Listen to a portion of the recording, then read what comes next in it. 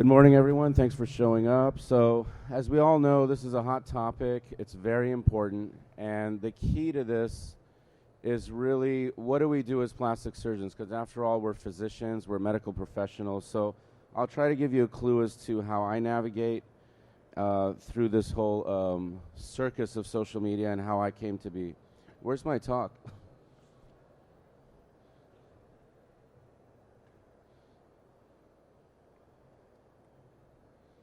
So as while Aaron from the Journal is loading this up, how many of you are on Instagram? How many of you have been on Instagram for more than 2 years? Okay, all right, so quite a few less. Instagram to me is the best social media. You know, thank you, Aaron. Twitter is good too, but I'll tell you my experience with social media. So believe it or not, I used to have a lot more hair. This is me in early college, late high school era. And the reason I have this is we're faced with a unique challenge as plastic surgeons. We have a lot of patients. We have patients that love us, but they don't want to necessarily admit to their social circle and on Instagram and their social media outlets that they like us. You'll see a lot of times people are not hesitant at all to take a picture with their dermatologist, their chiropractor, their dentist. Even the biggest celebrities will post a video or a picture without any reluctance. However, for plastic surgeons, there's still a little bit of a stigma attached to trying to get some of these people to post with you, and a lot of them won't like your medical photos. They won't like your pre and post-ops, your post-operative videos, anything having to do with what we do as a specialty.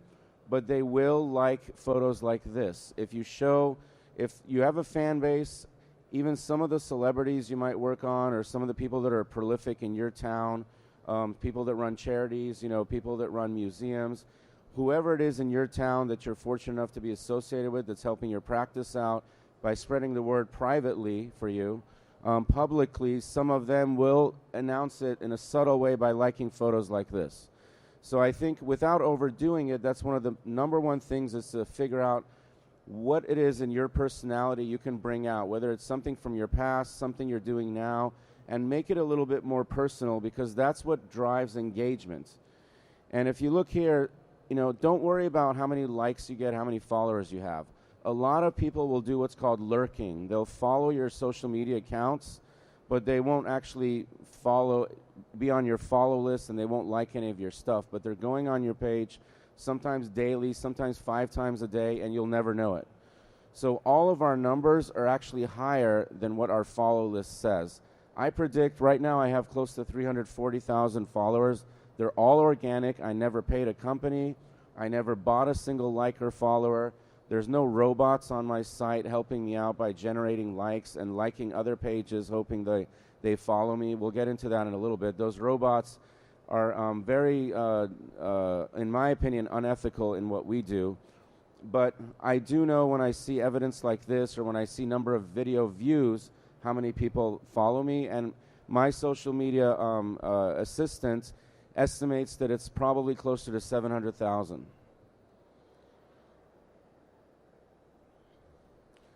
So here's, for example, what you do. I'm fortunate that I'm in Los Angeles. So a lot of people migrate to Los Angeles to make it in their careers, whether they're fitness models, whether they're actual celebrities, actors, actresses. This is Paige Hathaway. I believe right now she has close to 7 or 8 million followers. That's a huge. And I think that her follow list is organic. She's a very attractive woman. She's a fitness model. She does a lot of, empowerment for females through fitness. She had very large, high-profile implants placed years ago. She came to me for several things. One of them was her remove, replace, and to add some stratus and some support to her breasts, and to downsize her breasts. So she announced this, and she linked it for herself. The way she made it kosher was she linked it to back problems, neck pain, and things like that. So it's interesting. A lot of these patients, you could do 10 hours of surgery on them total, and they'll admit to the 5-minute Botox you did, or they'll admit to 1 out of the 10 things you've done for them, but that's okay. People read in between the lines. What matters is the support they give you. Even if they come in just for a little facial and they're supporting your office, try to engage and get them to help you post that. And what counts is that they post on their page. If you only post on your page and you don't have a high following, and someone with 2 or 3 million followers doesn't post on their page or their stories, it's not going to help you that much, right? So she's in social media world, she's a celebrity. I mean, I went and had coffee with her one day, and people came up to her and wanted to take pictures, and so it doesn't have to necessarily be, you know, Tom Cruise or Demi Moore or someone A-list. You'll be very unlikely to get someone like that. More likely to get someone who made their fame through social media. They're fitness models, they're social media gurus in some way, influencers, and we'll talk about what influencer actually means. Engagement is what's key. The reason I don't like robots is because it's false engagement. There's basically all these companies. I get emailed probably twice a week in my direct message inbox on Instagram and directly emailed to my office, advertising for companies that will just generate likes and follows, and it's really hard to tell. Even now, it's gotten so good, sometimes it's hard for me to tell which one of my colleagues has used these services. The problem is, though, you don't know actually what your true relevancy is, because you don't know how much of it's fake and how much of it's real after a while. If you keep it organic and you don't pay these companies, you don't buy followers, and you just give it time in your community, engage yourself. If you guys see me liking a photo, it's because I actually liked it. It's me, I went and pressed the like button. I had a few minutes between my cases, and I actually liked the photo for some reason. So keep it real, but you got to engage with your public. Feedback, if you have the time and you don't have a huge following, if you only have 5 comments, reply to all 5. Say thank you, you know, or just even an emoji with a thank you sign. One of the best things about social media is we all know how ridiculous review sites are. And to be honest with you, Real Self has become one of those too. Real Self has turned into a review kind of glorified Yelp page in some ways. So I don't trust Real Self. I don't trust Yelp. I don't trust any of these review companies. They're in the business to get their page high in rankings. They don't care about us. They don't care about our practice. They don't care about the years and years of dedication we put into our craft, into our skills. So one of the best things about social media for me has been that if I have some patient that tries to extort me on Yelp, 5 years ago and has a review that Yelp won't take down, etc., it doesn't matter, because on my page, I have pre- and post-operative videos. I have real daily organic videos of my results and my work on numerous patients throughout the day and weeks. They can scroll through hundreds of video examples, and videos can't be photoshopped, so no one can say, oh, he must just be photoshopping his photos. So if you do good work and you're proud of it, try to do a lot of video. The other reason video is great is that if people won't like your photos, you're like, I don't know how many people like this. Did I do a bad job? Why is the like numbers low? Videos actually show you numbers of views. So if someone just goes and views it, Instagram counts that as a view.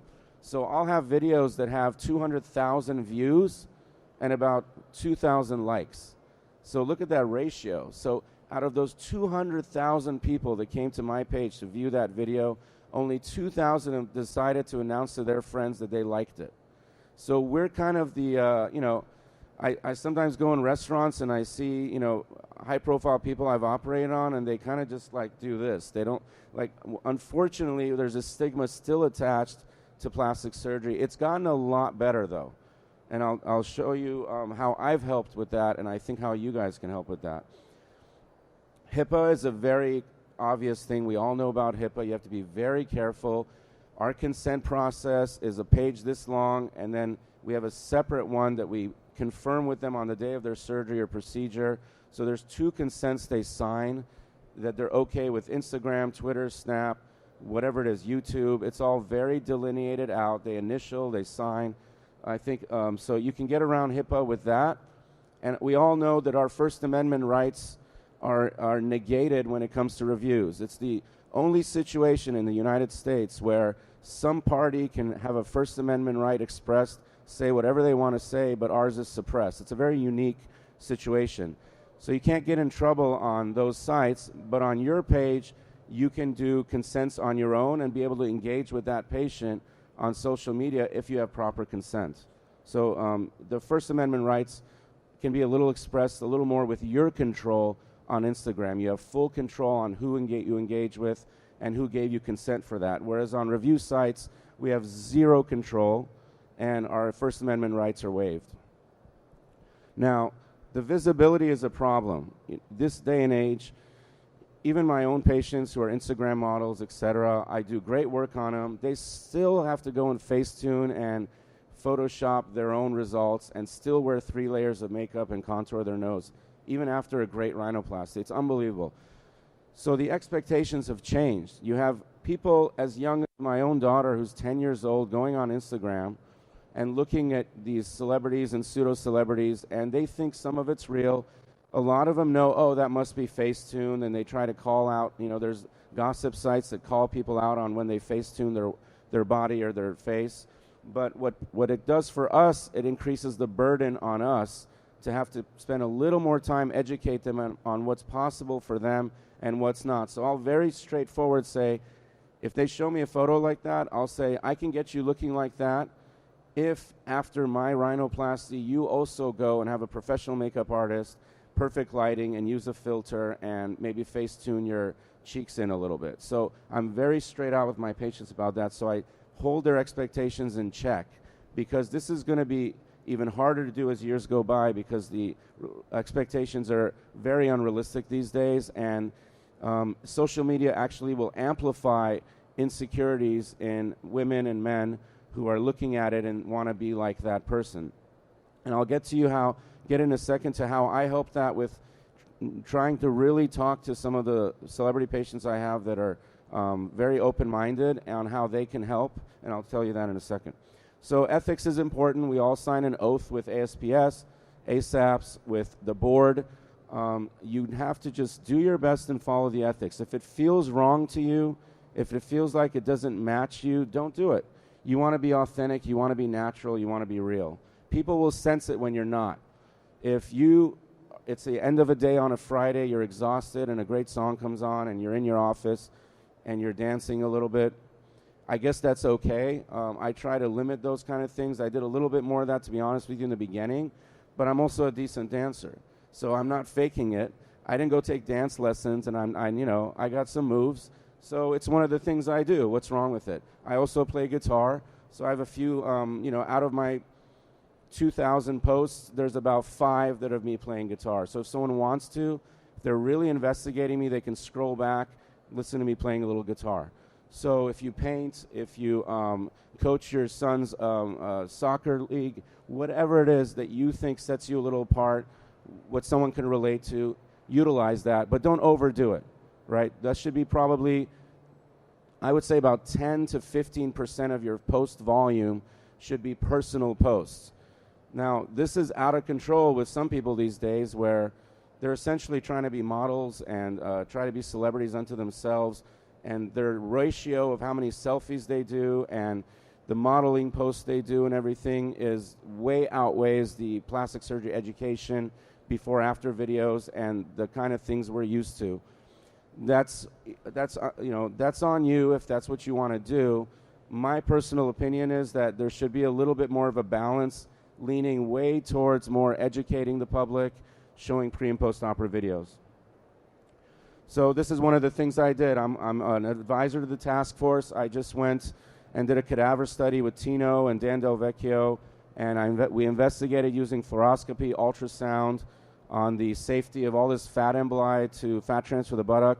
This is huge.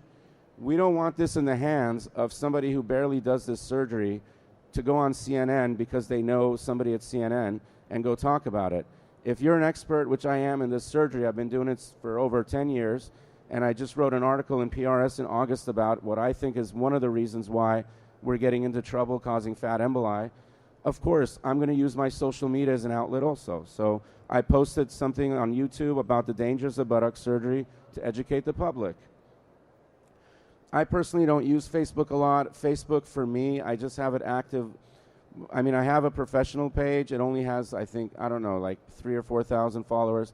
For me, it's mostly Instagram. But if you're a little bit more senior in your practice and you have a lot of people in the community that are on Facebook, It's a little bit of an older generation. Utilize it. That's fine. If that's one of the outlets you're more used to, then utilize Facebook. Forget about Instagram and Snapchat. It's okay. You don't have to follow the bandwagon if you're doing well on one of the outlets. I don't know if this video will play, but probably not, but that's okay. So this was a video I did. Before Instagram had a lot of video ability and you couldn't do a lot of stickers that put timestamps, I do a John Tebbets type breast dog. I learned it from Bill Adams, on how to do it without much bleeding and keeping it under 25 minutes, being very precise with the pocket, implant selection, not using sizers, this whole thing. So a lot of you may know about it. So when I realized Snapchat has a time filter, I used the time filter so people in my community couldn't hate on me and say, he must be faking it. There's no way he did that in 25 minutes. The time filter, you can't fake. You stamp your posts in real time. So it's good for people to know how quick a surgery can be. And if you want to educate people on why a lifestyle lift is not good, and thank God they went bankrupt, post your facelift video time. Tell them it took 6 hours to do this. So next time a patient comes to you, they know to do this right, to go under the SMAS and do what you're doing, to do a bleph, do an endobrow, it's going to be 6 hours. Timestamp it. You can utilize these stickers to your advantage. So here's a great example here. This is so much more powerful than Yelp. This is a breast augmentation abdominoplasty patient of mine from 7 years ago. She came back for something else. So I asked her if I can post her results. And this is so powerful. It's video. You can't fake it. You can't Photoshop it. You might be able to put a filter on it maybe, but you can't fully fake it. So I'm going to post her. She looks great. It's been 7 years. She's worked out. She's taking care of herself. And when someone's looking at that, that is powerful advertising. That is better than any website. It's better than any fake positive reviews. It's better than paying Yelp $4,000 a month to suppress your negative reviews, which people do, by the way. I have 2 pages on Instagram, and now I have a third. I have my main page, which this is a very old talk. So right now I'm at, I think, close to 340,000 followers.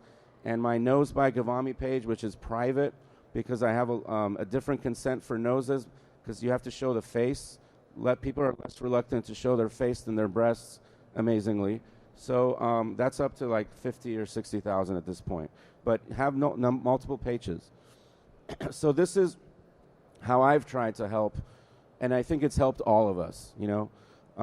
There's people that made fun of me about Instagram and all this in the beginning when I was doing it. I was just lucky, and I had the foresight to know how big it's going to be. So I started my page in 2012. A lot of people just started it recently, so it's going to take you longer. It took me 6 years of little by little organic posts with the help of celebrities like this to get me slowly, organically to where I am today. As Rod Rourke always taught me, life and plastic surgery is not a sprint, it's a marathon. It's a long haul thing. It's okay if you're a year or 2 out into practice, you only have 2,000 followers on Instagram, it's all right. You probably have 10,000 visiting your page. They just don't want to follow you, and people don't want to have a big follow list. I personally don't. I have friends that I love their work and everything, but I don't follow them. It's a business thing, It's kind of like mafia. It's business, It's not personal. So I think I only follow like 340 people, and most of them are close friends and people I know. Iggy Azalea, if some of you don't know who she is, she's won American Music Awards and numerous awards. She was a little more relevant in the past, but she still does songs that make it big. She was in a Super Bowl commercial for some headphones. She's a big celebrity. I believe she has something like 17 million followers, something like that. She became a good friend, so she invited me to even her Friendsgiving dinner before Thanksgiving. And I know her personally, and she, without me even asking her, posted on her page long ago about her nose and breast augmentation that I did. Rhinoplasty, a celebrity admitting to it, I was so thankful. But forget about me. What did that do for us?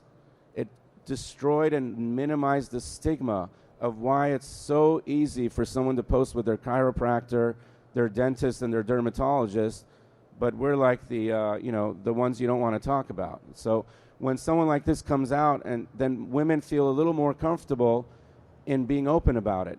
Women tend to be a little more comfortable talking about things that are post something they've gone through. So if they're a mom, they might admit to their mommy makeover you did for them because they can justify it to their jealous friends as being reconstructive. If they have deflated asymmetric breasts since they were a teen and got bullied or had problems dating, they might want to talk about that.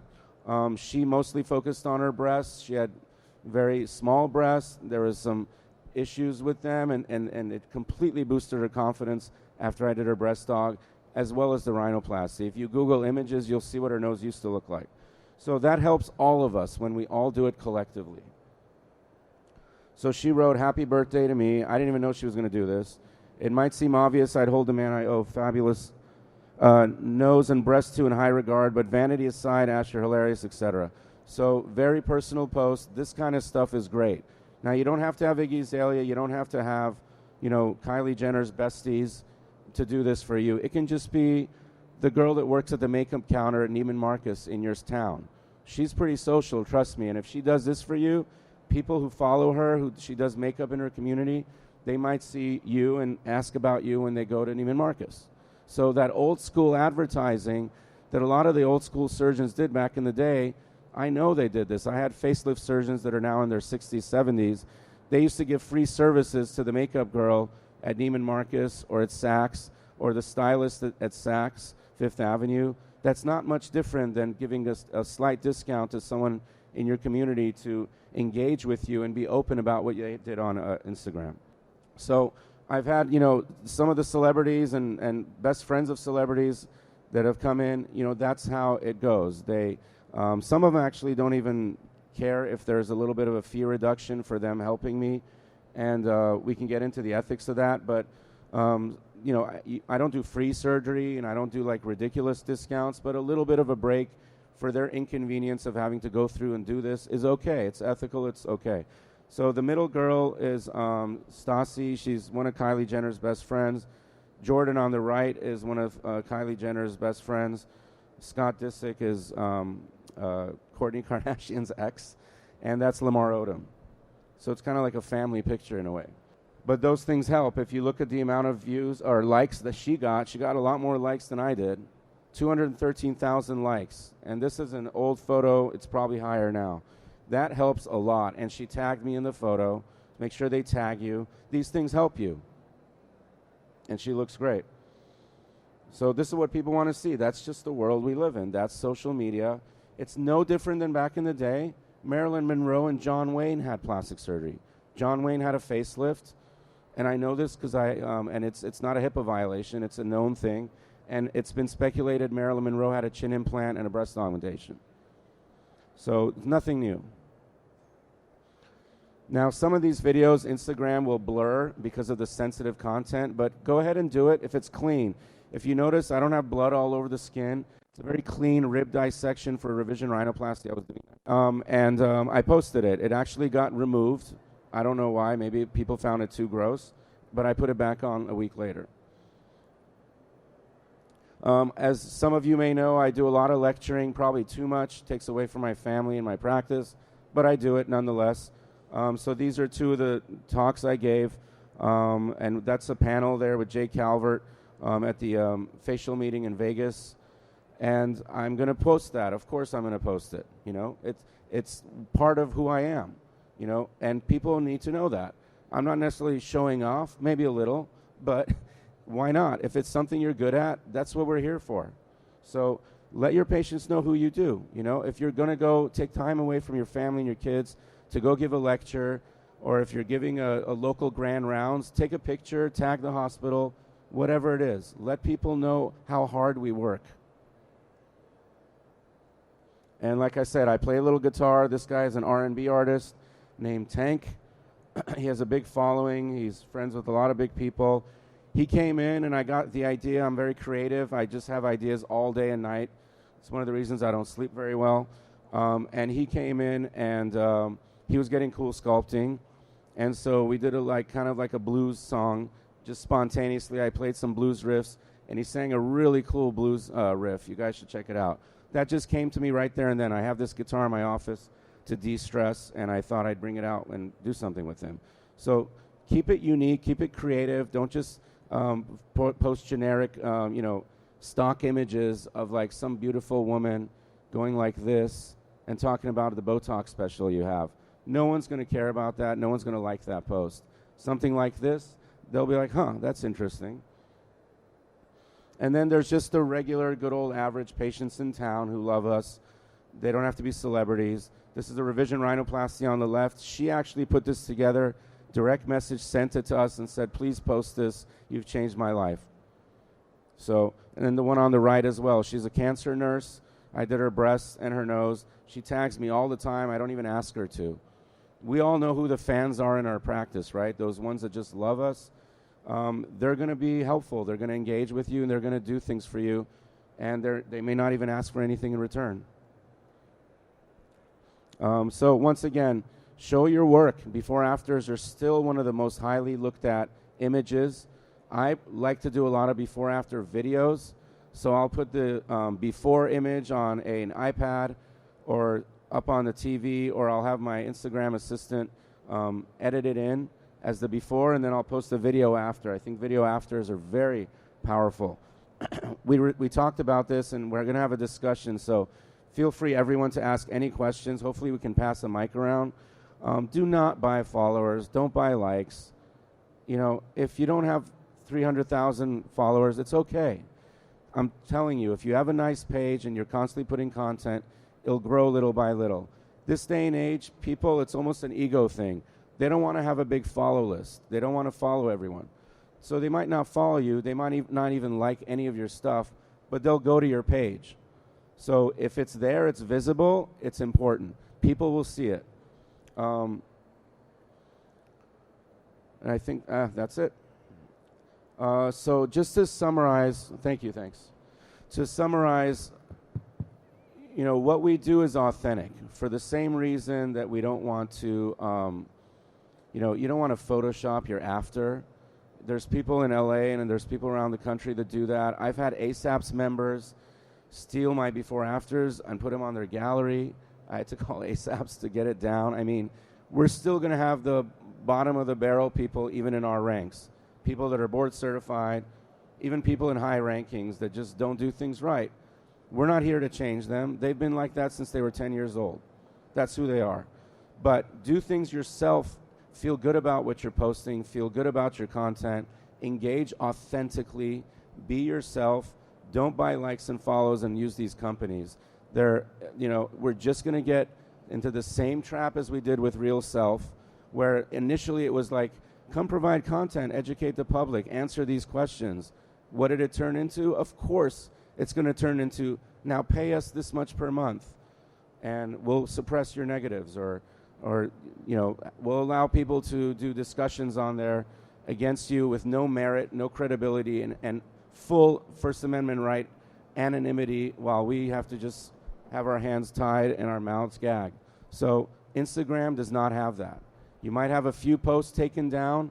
Before I had the blue check and I was verified on Instagram, whenever I posted a really nice before-after video of a Brazilian butt lift I do, which I call S-curve, it would get reported and taken down by, I have a feeling I know who was in town reporting it. I mean, it's horrible, but that's the competition. In LA, it's cutthroat.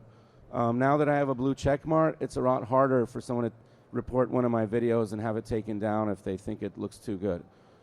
So try to, if you do organic posting and you gain power that way, and if someone reports your video and you didn't violate any ethical grounds, wait a week and repost it. That's what I do.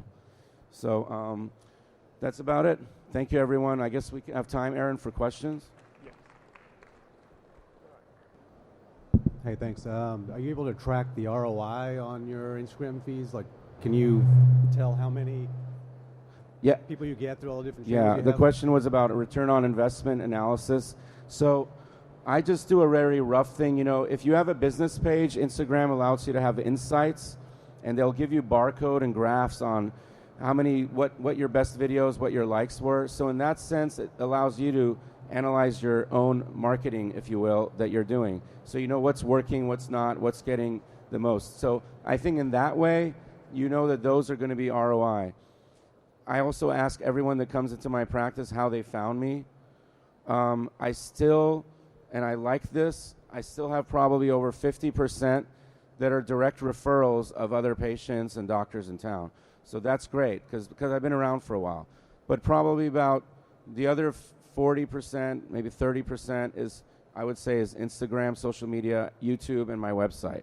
It's hard to differentiate, but with me, because I have a big following, a lot of people write Instagram when we say, how did you hear about me? So I haven't done like an analysis to see exactly what ratio.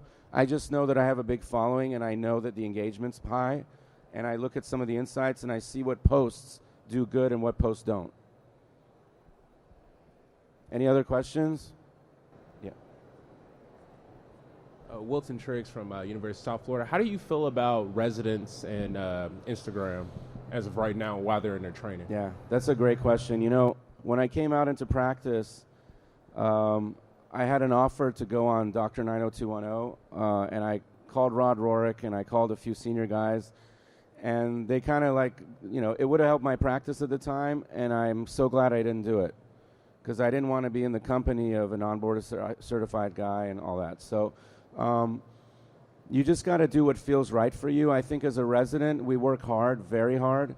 I was actually around before the 80-hour work week mandate. I worked even harder.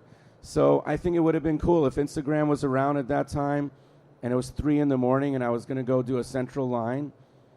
If your hospital allows it, I would be like, time to do a central line, and this gives access to give fluids and assess CVPs, explain CVP. You know, I mean, I would do that kind of stuff. But would I post a shirtless photo or like pretend like I'm a model? Maybe if I was better looking. But in general, I don't personally think that's but if you have some swag that you want to show off, you know, you got some new shoes, you want to mix that in with the CVP and the central line post, I think it's okay. As long as the ratio is right. You know, you're a resident. You haven't paid your dues yet, right? So I didn't even have a website for a year. I mean, it was when I came into practice, having a really nice website was even looked at like, whoa. Imagine now you have medical students who have shirtless photos and all sorts of things. Have a personal page that's private or public, then have a professional page and educate as you're doing it. I think it's okay. You know what I mean? Any other questions? Okay. Awesome. So how many of you now, there's a much bigger quorum, how many of you are on some social media outlet, either Twitter, Facebook, YouTube, or Instagram, Snapchat? That's about 70, 80%. When I asked this question 5 years ago, it was half that. So the only problem is that, you know, things like Instagram become irrelevant at some point. Facebook, I'm shocked it's still around. It's only around because people get to voice their political views and post C-SPAN videos and stuff. That's not why I think it's still relevant. But Instagram will change. I have a feeling Instagram will evolve into being more of a YouTube type thing where you get to put longer videos. They have Instagram TV now, you know, and I knew that was coming. I think Instagram's here to stay. Snapchat's having a little bit of problems competing, but they might evolve and stay. A lot of people go to Snapchat to look at gossip news and subscribe to celebrity snap videos. And Snapchat allows nipples to show. So for breast augmentation, I like to use Snapchat because I don't have to, especially if I do an areolar approach, it's hard to, you know, cover that up on Instagram. But I would say if you guys are interested in having a robust practice, you're going to have to engage in one of those. Figure out which one you like. My favorite's Instagram, but Instagram is also being diluted now. You know, in our ranks, like I said, plastic surgeons are being bombarded, just like we were with Real Self, being tricked into subscribing to these tech companies. Of course they want to make money. Why do tech companies want to make money off of us? To buy likes and followers? Because they can't make money otherwise. Instagram is free. We can do whatever we want on Instagram, and we don't have to pay a website designer and assume that they're putting in the hard hours for SEO that they say they are. You know, Instagram is controlled by you. It's very powerful that way. If you're a professor at a university, and I am, whenever I go staff the resident clinic or I have a resident case, I talk about that day. But if you're a professor and you don't want to show before-after videos, you want to just talk about academics and post the articles in the journal you published, then just post that. Have that be your page. They don't even need to know what you look like. So you can vary it and control it like how you want, but it is here to stay. And I was made fun of when I joined it in 2012 for a few years, and now I'm being asked to come speak on it. We all know how that goes. So I will tell you, don't worry about what people say in the community. As long as you keep it ethical and honest, you are authentic to who you are, and you're not faking something, and you're not doing obvious stupid things like taking up 20 minutes and orchestrating a dance video during a surgery while someone's under anesthesia. There's obvious things that you shouldn't do. For me, with one surgery that's 2 hours, if I post something in it, the total number of minutes from the 2 hours of that surgery that are posted is probably 2 minutes. And there's people that do 6 hours for a rhinoplasty. I do one in 2 hours, and 2 minutes is Instagram. So I think that's ethical because I'm delivering a good service. Anyway, thank you.